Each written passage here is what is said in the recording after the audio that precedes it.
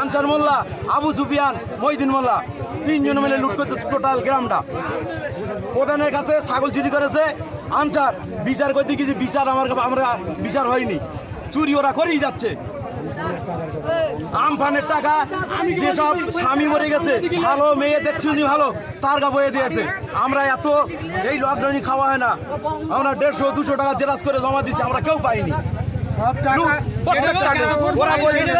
ওরা বলতেছে আমরা যা দেবো সে পাবে না, আমাকে বাবা গেলে সরকার। এরকম বলেছে, কে বলেছে এই কথাটা? আনসার বলেছে, মহিউদ্দিন বলেছে, কে বলেছে? বিজেপি করো, আমরা টিএমসি ভোট দিতে না, বিজেপি করতে বলতে